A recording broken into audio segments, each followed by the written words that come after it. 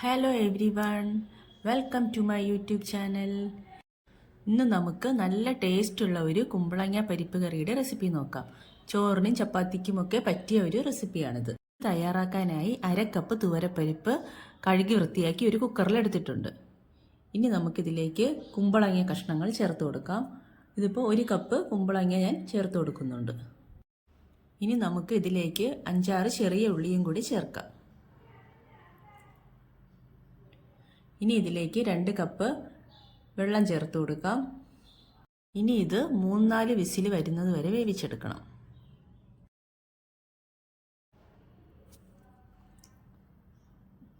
ഇപ്പോൾ പരിപ്പൊക്കെ നന്നായി വെന്ത് വന്നിട്ടുണ്ട്.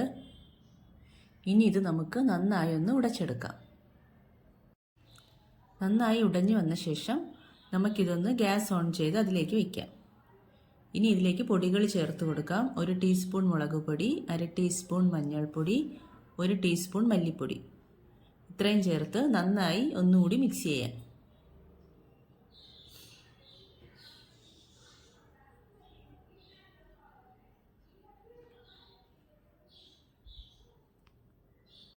ഈ സമയം നമുക്ക് ഉപ്പ് കൂടി ചേർക്കാം.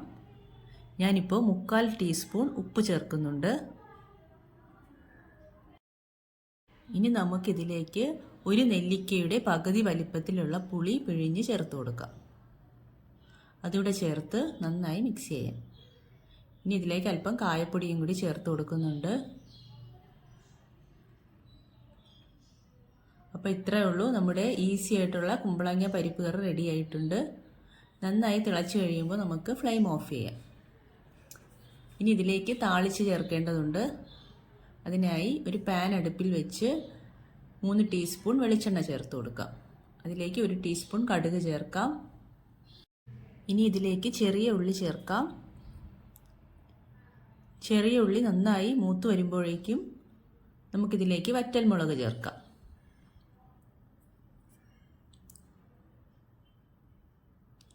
ഒന്ന് നന്നായി ഇളക്കി കൊടുക്കണം. ഇനി ഇതിലേക്ക് കറിവേപ്പില കൂടി ചേർത്ത് കൊടുക്കാം.